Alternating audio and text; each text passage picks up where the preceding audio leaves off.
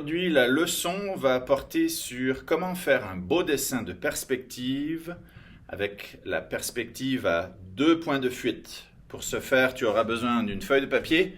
Moi, ça va être mon tableau blanc. Une règle, un crayon. Super facile. C'est parti. J'ai dessiné mon rectangle en guise de feuille de papier. La perspective à 2 points de fuite, c'est pour représenter des objets en 3 dimensions, créer l'illusion de perspective, de profondeur, et on va dessiner des prismes. Des prismes où on voit le côté gauche et le côté droit de chaque forme. Pour ce faire, on a besoin d'une ligne d'horizon. Plus la ligne d'horizon est haute, plus ça va changer la façon dont on voit les prismes.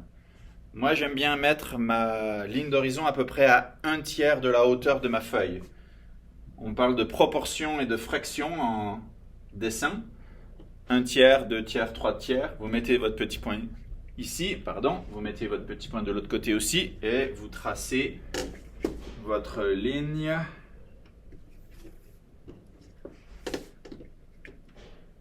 peu près droite, une ligne horizontale. Ensuite, sur cette ligne, vous allez mettre 2 petits points. Vous pouvez les mettre à l'extérieur de la feuille, mais vous pouvez les mettre aussi juste sur le côté, à gauche et à droite. Ces petits points-là, on les appelle les points de fuite. En anglais, vanishing point. Point de fuite numéro 1, point de fuite numéro 2. Maintenant, on est prêt à commencer le dessin des prismes. Première étape, c'est d'établir une ligne verticale qui va montrer le côté du prisme.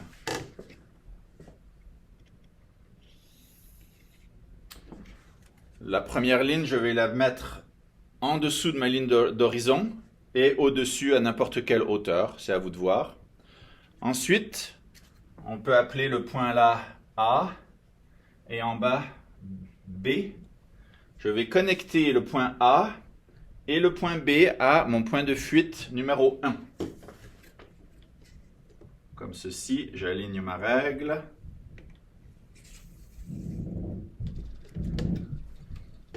Et j'aligne ma règle point B avec mon point de fuite numéro 1.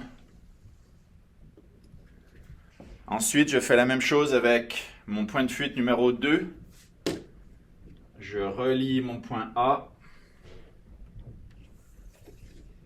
et mon point B.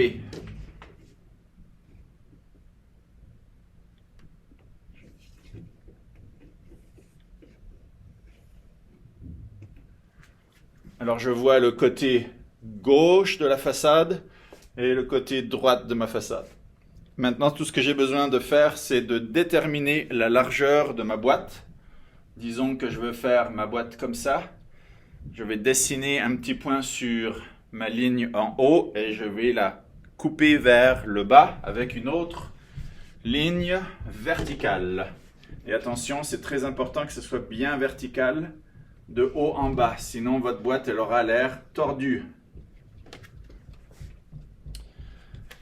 Maintenant, j'efface la ligne d'horizon ici avec mon efface, vous aussi.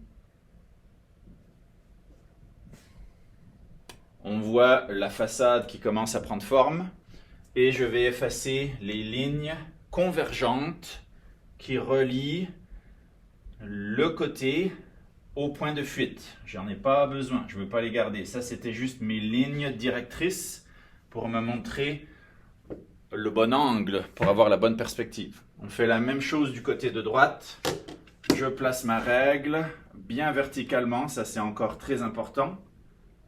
Je trace ma ligne et j'efface les lignes que je n'ai pas besoin de garder. C'est-à-dire la ligne d'horizon, parce qu'on veut donner l'impression qu'elle apparaît derrière la boîte, et les lignes convergentes qui vont au point de fuite numéro 2, je n'en ai pas besoin, je les efface. Et voici ma première boîte en perspective avec la technique des 2 points de fuite. Vous remarquerez qu'on a l'impression qu'elle est posée sur le sol et qu'on voit un angle assez prononcé en haut parce qu'on est comme une toute petite personne devant un immeuble.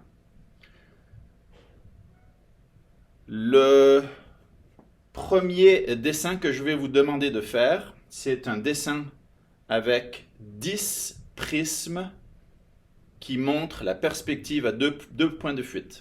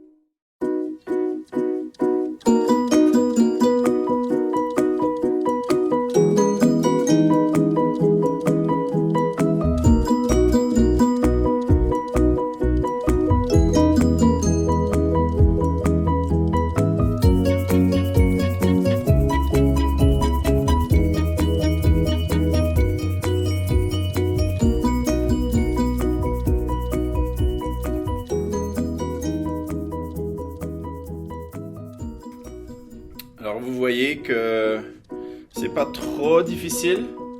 Il y a quelques règles qu'il faut bien suivre. Toujours des droites verticales ou des droites convergentes au point de fuite. Tous les blocs et les prismes qui sont en dessous de la ligne de l'horizon, on voit le dessus. Tous les prismes qui sont au-dessus de la ligne de l'horizon, on voit en dessous. Attention à ne pas trop intercroiser des prismes qui donneraient une impression qui flotte ou qui rentre à l'intérieur d'un autre prisme. Comme à la rencontre de ces deux prismes-là par exemple, il est logique qu'ils posent par terre, mais qu'ils soient au même niveau. Si j'avais mis ce prisme de gauche un petit peu trop au-dessus ou vers la droite, il aurait gêné le prisme ici à droite. Et ça n'aurait pas de sens. Alors il faut garder quand même une certaine logique, jouer avec les lignes, jouer avec les formes, jouer avec la perspective, dessiner un beau dessin qui contient 10 prismes avec la perspective à 2 points de fuite.